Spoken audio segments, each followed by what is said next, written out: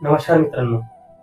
आजची सगळ्यात मोठी खराब परिस्थिती म्हणजे दुःखातली ते म्हणजे एका व्यसनी माणसाच्या घरात दिवस काढणं. ज्या घरात व्यसन आहे त्या घरात कधीच राहू शकत नाही. कधी लक्षात ठेवा भावांनो, कारण दारू हे राक्षसाचं प्रतीक आहे. दारू हे राक्षस लोक पित होते. सगळ्या लोकांमध्ये राक्षस निर्माण झाला. म्हणून सांगतो गोविंदा भावांनो, ज्या दिवशी तुमच्या किडनीवर ज्या दिवशी किडनी फेल होणार त्या दिवशी तुम्ही पश्चाताप काहीच फायदा नाही होणार. म्हणून सांगतो माझ्या मित्रांनो, भावांनो, सोडून द्या. अरे तुमच्याकडे मायबाप सोडून आली तिचा तरी विचार करा. म्हणजे तुमची बायको जाऊ द्या, बायकोवर जाऊ द्या, जिने तुम्हाला 9 महिने ठेवलं पोटात, तिचा तरी विचार करा. ती म्हणजे आपली आई जन्म देणार. जाऊ दे, त्या मायने पण जाऊ दे. अरे पण त्या चिमुकल्या लेकरांचा तरी विचार करा. एक तर तुमच्याच भरोशावर राहणार.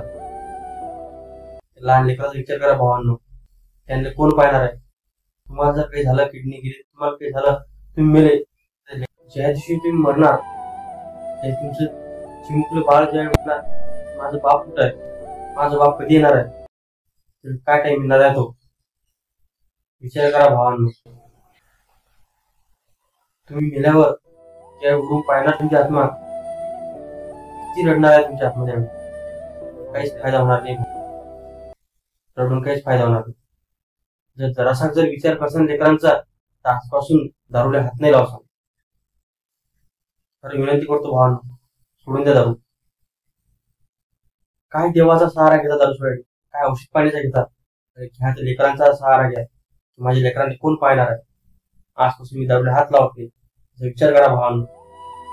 त्या लेकरांचा सहारा घ्या. त्या लेकरांना कोण पाहणार मी मेल्यावर? आजपासून शपथ घेतो मी दारू कधी घेणार नाही. विचार करा भावांनो. त्या लेकरांकडे लक्ष द्या. जेवढे मी पुण्य केले असणार देवा, तेवढं माझ्या पुण्याला विनंती आहे, माझ्या देशाच्या सगळ्या नागरिकांची दारू सोड. हा सगळा देश सुखात राहा. कारण की व्यसनाला दुःखच राहणार आहे. सगळ्या नागरिकांची दारू सोड ही माझ्या देवाला खूप विनंती आहे. माझे जेवढे पुण्य असणार चांगले, सगळे पुण्य दारू सोडायला लागू ही माझी कशी विनंती आहे. दारू सोडून टाका विनंती आहे. जर आवडलं असणार तर लाईक करा. धन्यवाद.